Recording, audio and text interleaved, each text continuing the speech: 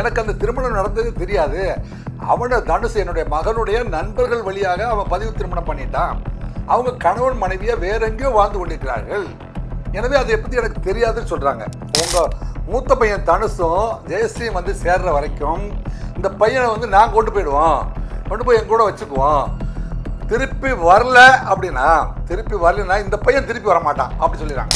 இவங்க என்ன செய்யறாங்க, பயத்தில் என்னென்ன கார் வந்துச்சு கார் நம்பர்லாம் நோட் பண்ணுறாங்க. காரில் நம்பர்லாம் நோட் பண்ணி உடனே 100 கால்ஸுக்கு ஃபோன் பண்ணுறாங்க. இது வந்து மேட்ரு வந்து பெரிய இஷ்யூ ஆச்சு. திருவள்ளூர் எஸ்பி திரு ஸ்ரீனிவாச பெருமாள் அவருக்கு இந்த மெசேஜ் போயிடுது. 100 கால்ஸோட உடனே எஸ்பி அப்டேட் பண்ணிட்டாங்க. ப்ரொடெக்ஷன் ஆள் கடத்தல் அப்படிங்கிற ஒரு வழக்கை வந்து பதிவு பண்ணிடுறாங்க. இதில் ட்விஸ்ட் என்னன்னா, இந்த 3 வாகனம் மட்டும் அல்லாமல் ஒரு போலீஸ் வண்டி அங்கே வந்துருக்கு. போலீஸ் வண்டியா? இந்த மாதிரியான பெரிய தலைகள்லாம் வந்து ஆள் கடத்தலில் ஈடுபட்டுருக்காங்களே அப்படின்னு எஸ்பி உஷாராயிறாரு. எம்எல்ஏ திரு பூவை ஜெகன் அவருடைய வீட்டுக்கு வந்து விசாரணைக்கு போகிறாங்க. விசாரணைக்கு போகிற பொழுது அங்கே ஒரு 200-300 பேர் சேர்ந்துட்டு அவரை கேரோ பண்ணுறாங்க. போலீஸை கேரோ பண்ணிடுறாங்க. என்னுடைய வீட்டுக்கு ஒரு ரெப்ரசன்டேஷனுக்கு வரதா இருந்தால் கூட யாராவது ஒரு வேறு வழக்குரைஞர்கள் அல்லது 2 பேர் வந்துக்கலாம். அப்படி இல்லாமல் நீங்கள் வந்து 200-300 பேரை கூட்டிகிட்டு வந்து என் வீடு காம்பவுண்டு முழுவதும் நிரம்புகிற அளவுக்கு கூட்டமாக வந்து அப்புறம் ஒரு நீதியரசர் வீட்டுக்கு நீங்கள் அப்ரோச் பண்ண வரலாமா?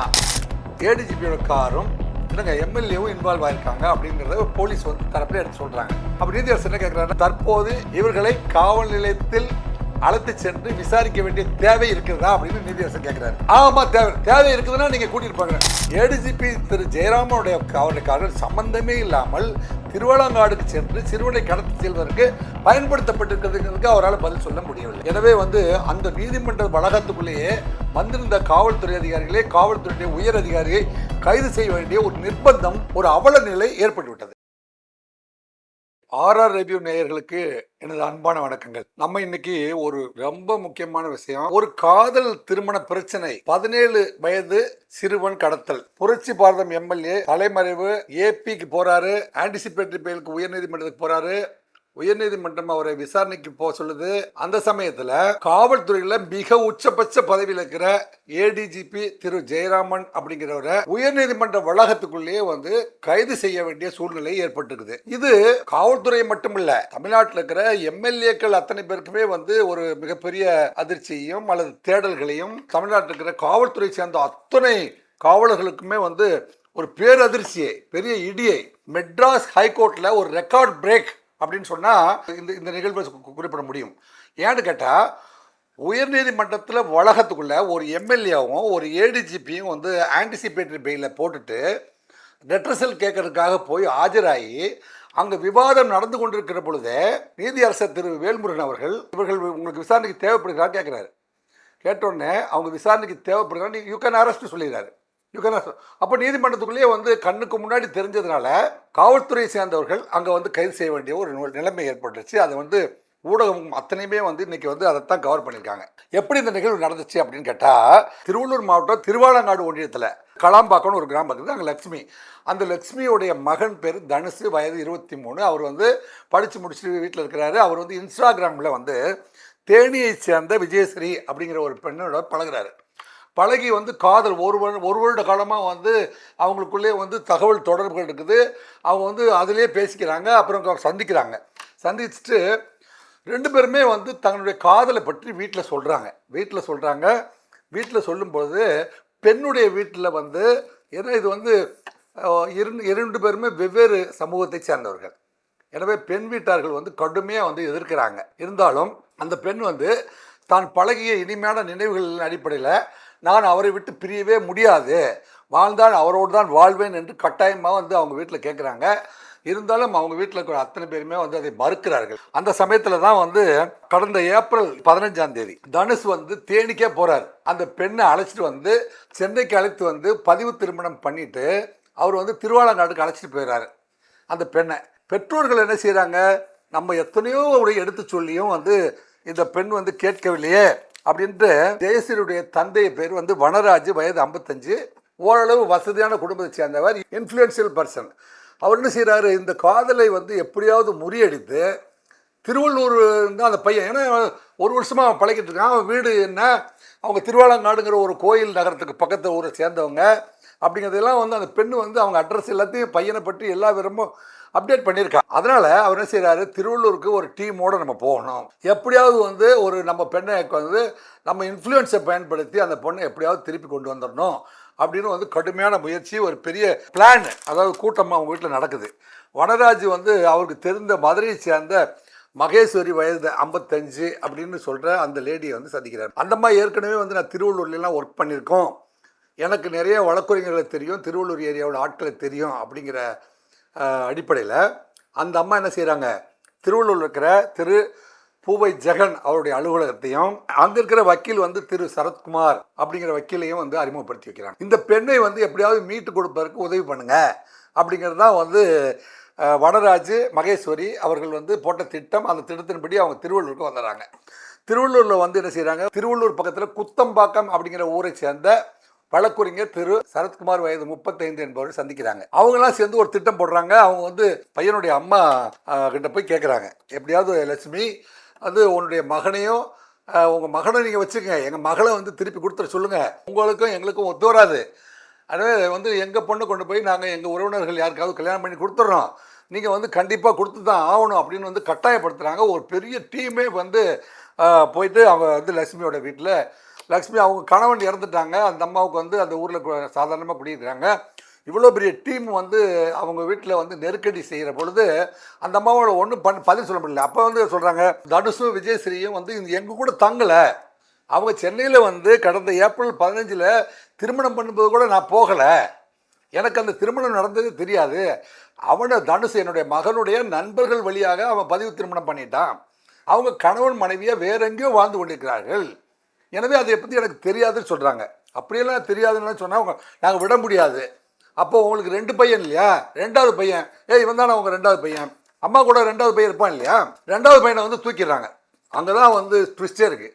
2வது பையன் என்ன சொல்கிறாங்க, உங்கள் மூத்த பையன் தனுஷும் ஜெயஸ்ரீயும் வந்து சேர்ற வரைக்கும் இந்த பையனை வந்து நாங்கள் கொண்டு போய் எங்க கூட வச்சுக்குவோம், திருப்பி வரலன்னா இந்த பையன் திருப்பி வரமாட்டான் அப்படி சொல்லிடுறாங்க. அப்போ அவங்க வந்து அதிர்ந்து போயிடறாங்க, நம்ம அதிர்ந்து போயிடறாங்க. ஒரு மகன் காதல் திருமணம் பண்ணிட்டு தன்னுடைய கணவரே வீட்டில் இல்லாத சமயத்தில், கணவர் இறந்து போன சமயத்தில் 2 மகன்களை வைத்து அரும்பாடுபட்டு வளர்த்து வருகின்ற அந்த தாயுடைய மனசு படாத பாடுபடுது. பெரிய மகன் காதல் திருமணம் பண்ணிட்டு வீட்டை விட்டு போயிட்டான் இல்லைங்க, இளைய மகனை இவர்கள் கடத்தி கொண்டு போயிருக்காங்க. பெரிய மகன் ஒருவேளை வராமல் போயிட்டால் இளைய மகனை என்ன செய்வார்களோ, கொண்டு விடுவார்களோ அப்படின்னு பயந்து போய் கொன்று விடுவேன் என்று மிரட்டி என் மகனை கடத்தி சென்று விட்டார்கள் அப்படின்னு சொல்லிட்டு திருவாலங்காடு போலீஸ் ஸ்டேஷனில் போய் அவங்க என்ன செய்றாங்க, ஒரு கம்ப்ளைண்ட்டை கொடுக்குறாங்க.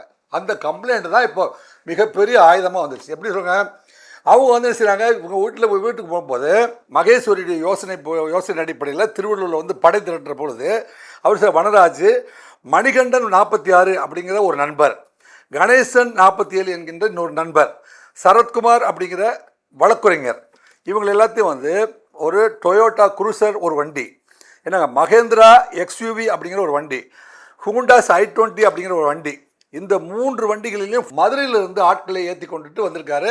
வழக்குரைஞர் சரத்குமாரையும் இங்கே வந்து சேர்த்துக்கிட்டாரு. இதில் ட்விஸ்ட் என்னன்னா, இந்த 3 வாகனம் மட்டும் அல்லாமல் ஒரு போலீஸ் வண்டி அங்கே வந்துருக்குது. போலீஸ் வண்டியா எப்படி அப்படின்னு பார்த்தா, ஒரு ADGP திரு ஜெயராமன் அவர் வந்து சென்னையில் இருக்கிற ஆயுதப்படையில் அவர் தான் வந்து தலைமையை ஏற்றிருக்காரு. Additional director general of police, DGPக்கு அடுத்த ரேங்கு.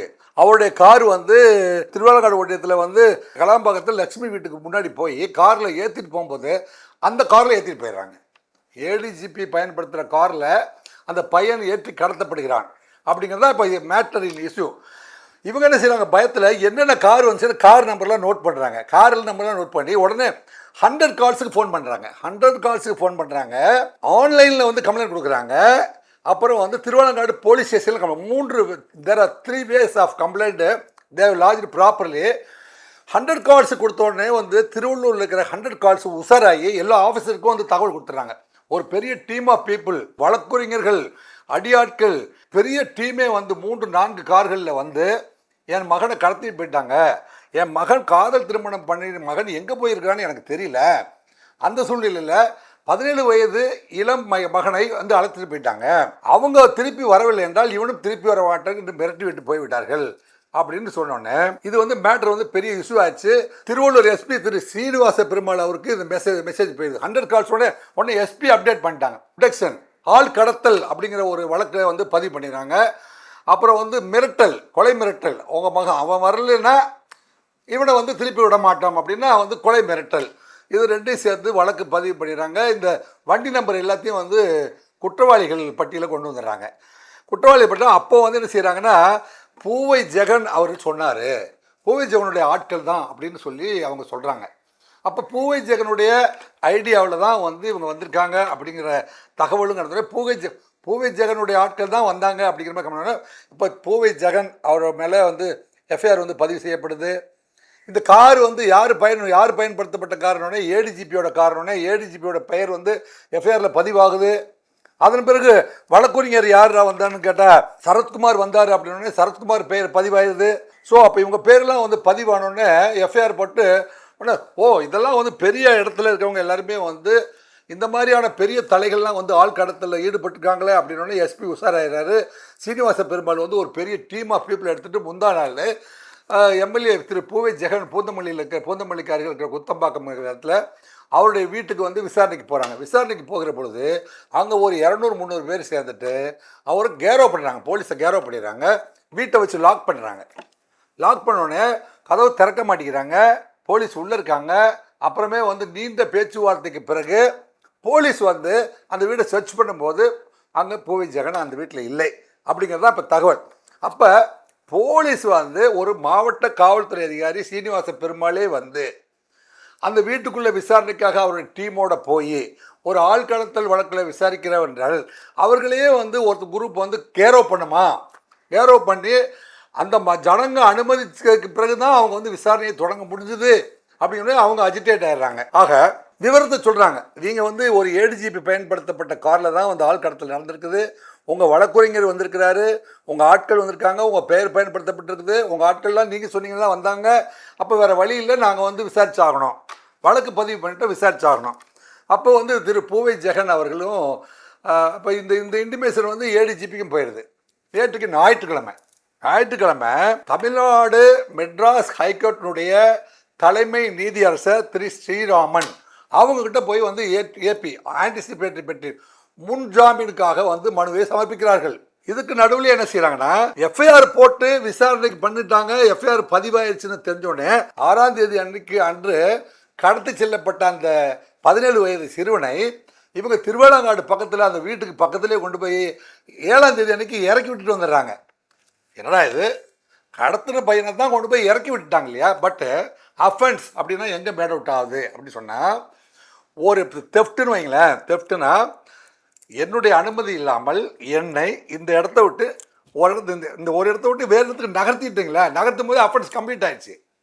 அப்புறம் வந்து நீங்கள் திருப்பி விட்டாலும் கிட்டத்தட்ட 6ஆம் தேதி கடத்தப்பட்ட மகன் 7ஆம் தேதி வரைக்கும் கிட்டத்தட்ட 24 மணி நேரம் அவங்க கஸ்டடியில் வச்சுருந்துருக்காங்க இல்லையா? There itself offence completed. நிறைய பேர் சொன்னாங்க, சார் பையனை தான் கடத்திட்டு போனாங்க சார், அப்புறம் விசாரிச்சுட்டு கொண்டாந்து விட்டாங்க சார். இதெல்லாம் சட்டத்துக்கு முன்பு விளையாட்டாக கிடையாது. எஃப்ஐஆர்னு பதிவாயிட்டதுக்கு அப்புறம் ஒன்ஸ் வந்து அவரை அவருடைய தனி மனித சுதந்திரத்துக்கு எதிராக அவர் அந்த அஃபென்ஸ்லேயே சம்மந்தப்படாத ஒரு மனிதனை, அது வந்து ஒரு சைல்டு 18 வயசு நிரம்பாத ஒரு சைல்டை வந்து மிரட்டி உங்கள் அண்ணன் வரவில்லை என்றால் நீ திருப்பி வர மாட்டா என்று அந்த இடத்த விட்டு கடத்தி சென்று விட்டார்கள் அப்படிங்கிறது தான் இப்போ அஃபென்ஸு. 24 மணி நேரம் உங்கள் கஸ்டடியில் வச்சுருந்தாவே இல்லீகல் கஸ்டடி தீர்ந்து போச்சு.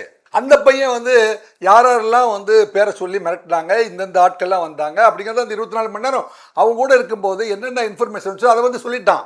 அதை வந்து போலீஸ் ஆஃபீஸர்ஸ் வந்து என்கொயரி பண்ணிட்டாங்க. என்கொயரி பண்ணிட்டு யாரெல்லாம் குற்றவாளி அப்படின்னு பார்க்குற பொழுது வனராஜ் வயது 55, மணிகண்டன் வயது 46, கணேசன் வயது 47, சரத்குமார் வயது 35, இவங்க 5 பேரையும் வந்து அரெஸ்ட் பண்ணிடுறாங்க. ஸோ இந்த 5 பேரையும் அரெஸ்ட் பண்ணதுக்கப்புறம் லெஃப்ட் அவுட் யார், இந்த கார்லாம் யார், பூவை ஜெகனுடைய கார் இருக்குது, அப்புறம் ஏடிஜிபியோட கார் இருக்குது. அந்த கார் வந்து அவங்களுடைய கன்சர்னில் வந்ததுனால ஆனால் ஆன் டியூட்டியில் இருக்கிற ஏடிஜிபியோட காருங்க வந்தது அப்படின்னா அவங்க வந்து அவரை எஃப்ஐஆரில் சேர்த்துருக்காங்க அப்படிங்கிற விஷயம்லாம் அவங்களுக்கு தெரிஞ்சதுனால அவங்க வந்து சண்டேல போய் வந்து சீஃப் ஜஸ்டிஸ் திரு ஸ்ரீராமன் அவங்கள வந்து அப்ரோச் பண்ணிட்டாங்க. அவர் வந்து உங்கள் ஆன்டிசிபேட்டரி பெயில் யாராக இருந்தாலும் எமர்ஜென்சி பெட்டிஷனில் பெயில் போட்டால் இது வந்து பெரிய லீகல் இஷ்யூ. இதை வந்து நீங்கள் ஊடக நண்பர்கள் அத்தனை பேருமே தெரிஞ்சுக்க வேண்டிய ஒரு லீகல் இஷ்யூ. அதனால் நம்ம வந்து தெளிவாக சொல்கிறோம்.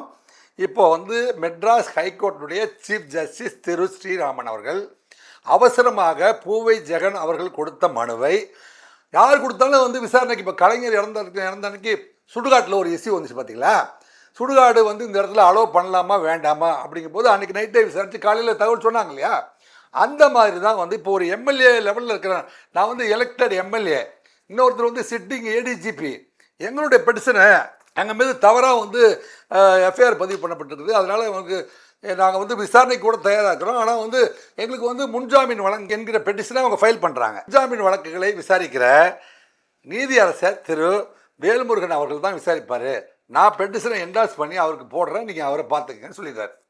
ஸோ இப்போ இவங்க என்ன செய்கிறாங்க, உடனே இங்கே எப்படி வந்து எஸ்பி விசாரணைக்கு வரும்போது சீனிவாச பெருமாள் எஸ்பி திருவள்ளூர் அவர்கள் பூவை மூர்த்தியாருடைய வீட்டிற்கு விசாரணைக்கு செல்கின்ற பொழுது எப்படி வந்து 200 பேர் 300 பேர் வந்து அவர்களை தடுத்து நிறுத்தி அதன் பிறகு விசாரணைக்கு அனுமதித்தார்களோ, அதே போல் 200-300 பேர் சேர்ந்து திரு நீதியரசர் திரு வேல்முருகன் அவருடைய வீட்டுக்கு போய் ரெப்ரசன்ட் பண்ணியிருக்காங்க. இப்போ நீதியரசர் என்ன சொல்கிறாரு அப்படின்னா, என்னுடைய வீட்டுக்கு ஒரு ரெப்ரசன்டேஷனுக்கு வரதா இருந்தால் கூட யாராவது ஒரு பேர் வழக்குரைஞர்கள் அல்லது 2 பேர் வந்துக்கலாம், அப்படி இல்லாமல் நீங்கள் வந்து 200-300 பேரை கூட்டிகிட்டு வந்து என் வீடு காம்பவுண்டு முழுவதும் நிரம்புகிற அளவுக்கு கூட்டமாக வந்து அப்புறம் ஒரு நீதியரசர் வீட்டுக்கு நீங்கள் அப்ரோச் பண்ண வரலாமா?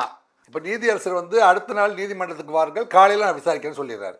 அவர் வந்து வீட்டிலேயே வச்சு விசாரிக்க முடியாது சொல்லிடுறாரு. ஏன்னா இவ்வளோ பெரிய கூட்டத்தை வந்து வச்சு, ஏன்னா போயிருந்தா ஒரு ஆன்டிசிபேட்டரி பெயில் பெட்டிஷனே விசாரிக்கிறதா இருந்தால் கூட ஒரு 2 பேரோ 3 பேரோ அங்கே போயிருந்தால் அவர் விசாரித்திருக்க கூடும்.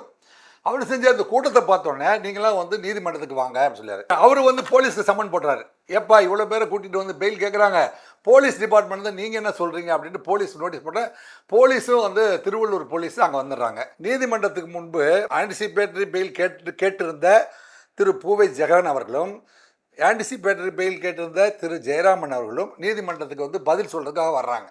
ஏன்னா முதல் நாள் பெட்டிஷன் ஃபைல் பண்ணிட்டாங்க இல்லையா, பதில் சொல்கிறதுக்காக வர்றாங்க. இப்போ விசாரணை அதிகாரியாக இருந்த திரு சீனிவாச பெருமாள் அவர்களும் வந்து அங்கே வந்து எங்களுக்கு விசாரணைக்கு தேவைப்படுகிறார்கள் அப்படின்னு அவர் அங்கே டிமாண்ட் பண்ணுறாரு. நீதியரசர் முன்னாடி விசாரிக்க வரும்போது என்ன வழக்கு அப்படின்னா, இந்த மாதிரி சார், திருவாலங்காடை சேர்ந்தவர் வந்து தேனி மாவட்டத்தை சேர்ந்த ஒரு பெண்ணை காதலித்தார், அவர்கள் இருவரும் காதல் திருமணம் செய்து விட்டார்கள், அவங்க இருவரும் எங்கிருப்பார்கள் என்று தெரியாத நிலையில் வீட்டில் இருந்த ஒன்றும் அறியாத சிறுவனை வந்து கடத்தி சென்றார்கள். கடத்தி சென்றதில் வந்து ஏடிஜிபியோட காரும் இல்லைங்க எம்எல்ஏவும் இன்வால்வ் ஆயிருக்காங்க அப்படிங்கிறத போலீஸ் வந்து தரப்புல எடுத்து சொல்கிறாங்க. அப்போ நீதியரசர் என்ன கேட்குறாங்க, தற்போது இவர்களை காவல் நிலையத்தில் அழைத்து சென்று விசாரிக்க வேண்டிய தேவை இருக்கிறதா அப்படின்னு நீதியரசர் கேட்குறாரு. ஆமாம் தேவை இருக்குதுன்னா நீங்கள் கூட்டிகிட்டு போங்க. அப்போ எம்எல்ஏ வந்து என்ன செய்கிறாரு, எம்எல்ஏ வந்து நான் ப்ளீட் பண்ணுறேன், அவங்க வக்கீல்லாம் ப்ளீட் பண்ணுறாங்க, சார் நாங்கள் வந்து மக்களால் தேர்ந்தெடுக்கப்பட்ட ஒரு மெம்பர் ஆஃப் லெஜிஸ்லேட்டிவ் அசம்பிளி, நான் வந்து என்னை வந்து நான் வந்து என்னுடைய பேரை வந்து தவறாக பயன்படுத்தியிருக்காங்க, நான் இதில் இன்வால்வே ஆகலை, நான் விசாரணைக்கு ஒத்துழைக்கிறேன் அப்படின்னு சொல்லிடுறாரு.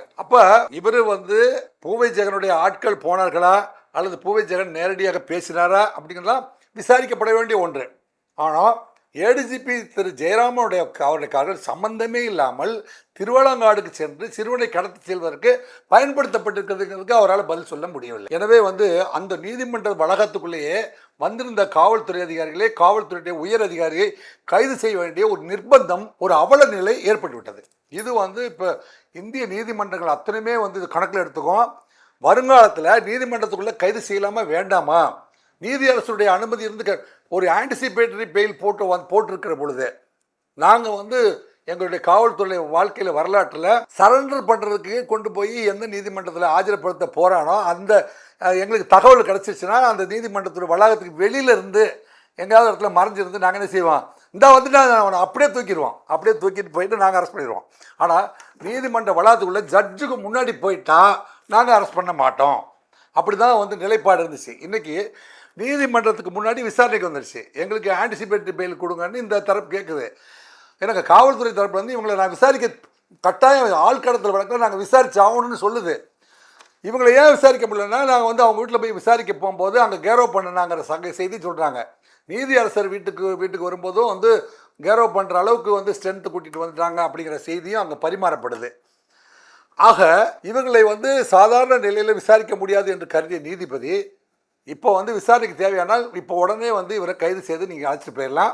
1 2 மக்களால் தேர்ந்தெடுக்கப்பட்ட திரு பூவை ஜெகன் அவர்கள் நீங்கள் என்ன செய்யலாம், விசாரணைக்கு போயிட்டு வெள்ளவேடு காவல் நிலையத்தில் போயிட்டு நீங்கள் விசாரணைக்கு வந்து ஏன் வெள்ளவேடுக்கு நேற்றுக்கு நாங்கள் விசாரணைக்கு போகிற பொழுது எங்களை கேரவ் பண்ணி விசாரிக்க விடாமல் வந்து தடுத்து விட்டார்கள். காவல்துறை அவர்கள் செய்ய வந்த அரசு பணியை செய்ய விடாமல் தடுத்தார்கள்னு வெள்ளவேடு காவல் நிலையத்தில் ஒரு எஃப்ஐஆர் போட்டிருக்காங்க. இப்போ இது திருவள்ளூர் மாவட்டத்தில் தான் வெள்ளவேடும் வருது, திருவாலங்காடு வருது. அதனால் வந்து திரு ஸ்ரீனிவாச பெருமாள் அவர்களுடைய தலைமையில் இருக்கிற ஒரு சிறப்பு அதிரடி படையினர் அல்லது சிறப்பு விசாரணை குழுவினர் வந்து இவர்களை விசாரிப்பதற்காக இப்போ எடுத்துகிட்டு போயிருக்காங்க.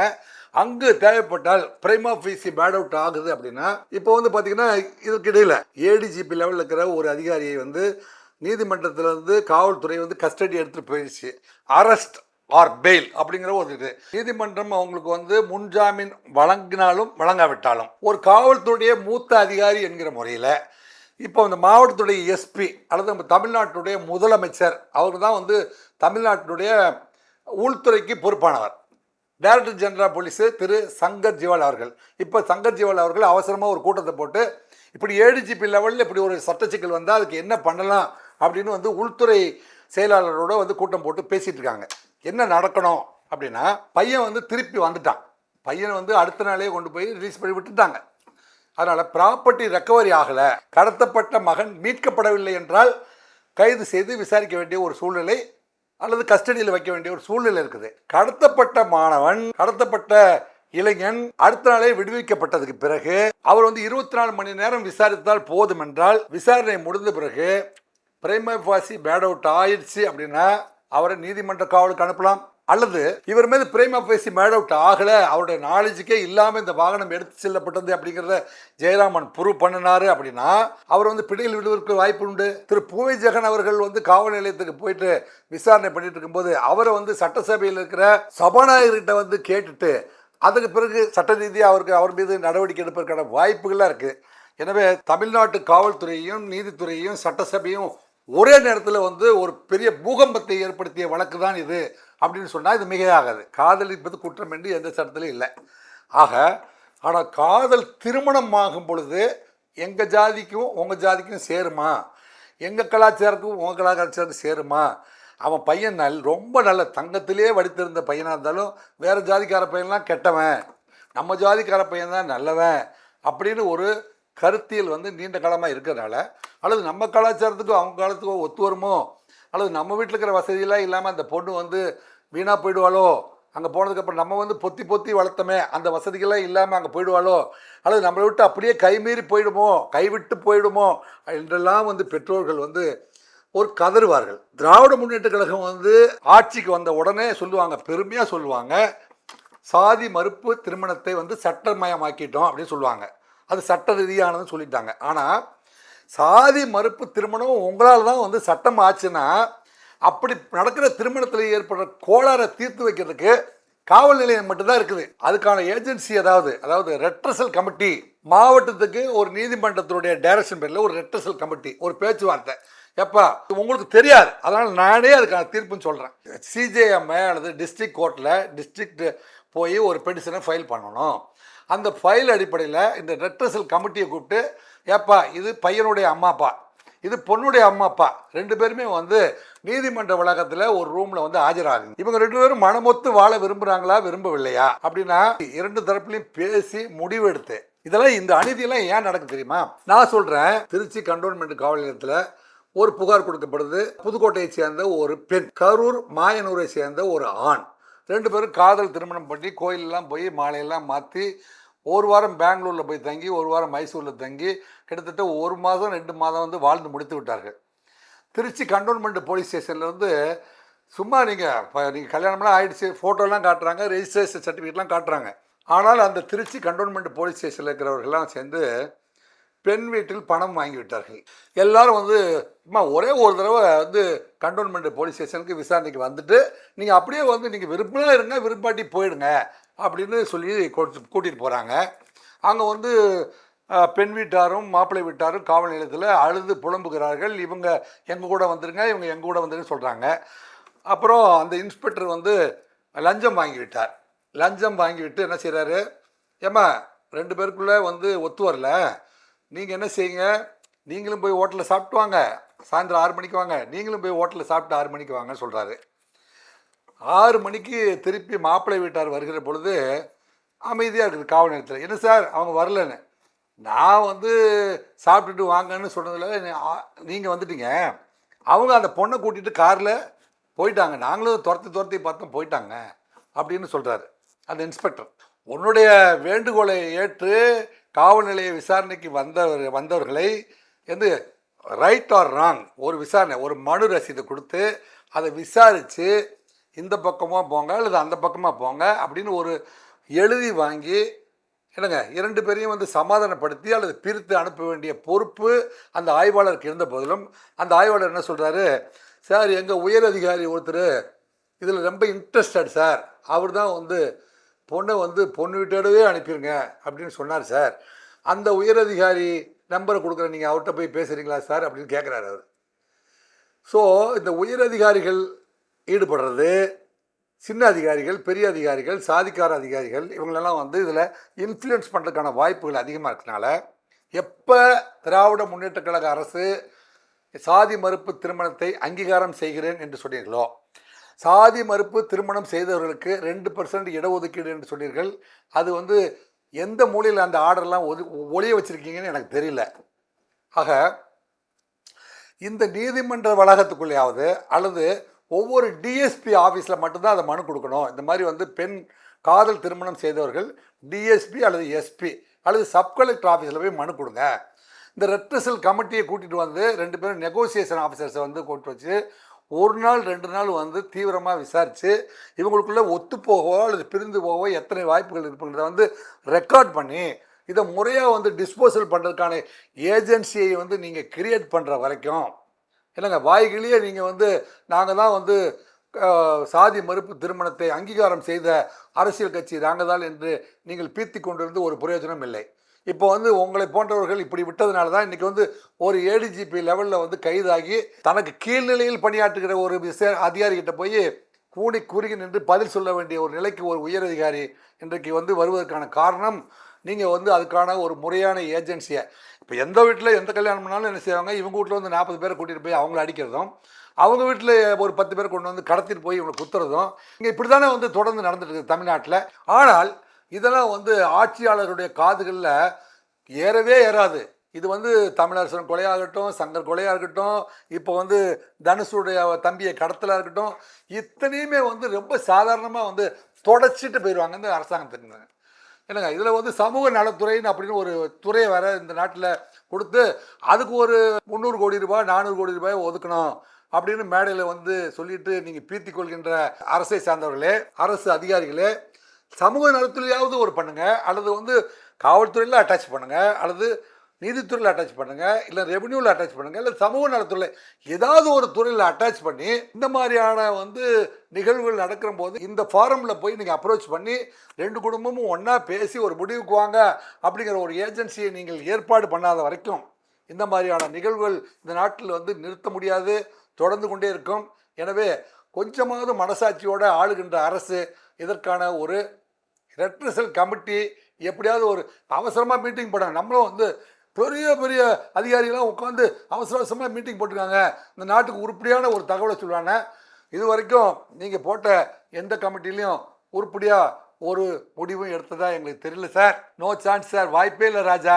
நீங்கள் போட்ட கூட்டங்களாக இருக்கட்டும், ஆறுமுகசாமி ஆணையம் கூட சொல்லிக்கிட்டோம், ஆணையம்லாம் போட்டு விசாரிச்சுட்டு கடைசியில் ஒன்றும் இல்லை ராஜா, போயிட்டு வாங்க ராஜா, இப்படியே சொல்லிட்டு இருந்தீங்கன்னா இந்த நாட்டில் இந்த மாதிரியான அவலங்கள். காதல் அப்படிங்கிறது வந்து இந்த பூமி என்னைக்கு பிறந்துச்சோ அன்னைக்கு பிறந்துச்சு, இந்த பூமி என்றைக்கு அழியுமோ அது வரைக்கும் காதல் இருக்க தான் செய்யும். தமிழ்நாட்டில் மட்டும்தான் அரசாங்கமே வந்து இந்த காதல் திருமணத்துக்கு ஒரு ரெட்ரஸல் கமிட்டியை உருவாக்குச்சு அப்படிங்கிற ஒரு சூழ்நிலையை வந்து நீங்கள் உருவாக்குறீங்கனால் அப்போ தான் நீங்கள் வந்து பகுத்தறிவு கழகம் திராவிட மாடல் உருப்படி அதாவது செஞ்சுருக்கீங்க அப்படின்னு அர்த்தமே ஒழிய மனித மனங்கள் மோதிக்கொள்கிறது, மனித மனங்கள் இப்படி அலைமோதுகிறது என்றதெல்லாம் வந்து நீங்கள் ஜஸ்ட் வேடிக்கை பார்க்குற அரசாங்கமாக இருந்தீங்கன்னா இந்த மாதிரியான நிகழ்வுக்கு என்றைக்குமே முடிவு வராது. ஒரு ஆளுகின்ற அரசு இத்தனை கொலைகள் நடந்த பிறகும், இத்தனை தகராறுகள் நடந்த பிறகும், இத்தனை சலுக்குகள் நடந்த பிறகும் இதற்கான ஒரு தீர்வு காண்றதுக்கு ஒரு ஏஜென்சியை உருவாக்கவில்லை என்றால் யார் இதுக்கு பதில் சொல்கிறது அப்படிங்கிறத நீங்கள் உற்று நோக்கி தயவு செஞ்சு இதுக்கான ஏற்பாடுகளை செய்யுங்கள் என்று வேண்டி விரும்பி கேட்டுக்கொண்டு அடுத்த ஒரு தலைப்பின் கீழ் பேசுகிற பொழுது ஆர்ஆர் ரிவ்யூஸ், ராஜேந்திர ராஜா ரிவ்யூஸ், ஆர்ஆர் ரிவ்யூஸ் சேனலை நீங்கள் சப்ஸ்கிரைப் பண்ணுங்கள். அந்த பெல் ஐக்கானை ப்ரெஸ் பண்ணுங்கள். உங்கள் நண்பர்களுக்கெல்லாம் வந்து சப்ஸ்கிரைப் பண்ண வைங்க. என்னங்க, நீங்கள் சப்ஸ்கிரைபர்ஸ் வந்து கம்மியாக இருக்கீங்க, ஆனால் பார்வையாளர்கள் அதிகமாக இருக்கீங்க. சப்ஸ்கிரைப் பண்ணால் இது போன்ற பயனுள்ள செய்திகளை, பல செய்திகளை வந்து பதிவு செய்து உங்களுக்கு வழங்குவதற்கு எனக்கு ஏதுவாக இருக்கும். எனவே வந்து அத்தனை பேரும் சப்ஸ்கிரைப் பண்ணுங்க என்று மீண்டும் ஒரு முறை கேட்டுக்கொண்டு அடுத்த ஒரு பயனுள்ள செய்தியோடு உங்களை சந்திக்கிறேன். உங்களுடைய அன்பு சகோதரர் ராஜேந்திர ராஜா. வணக்கம்.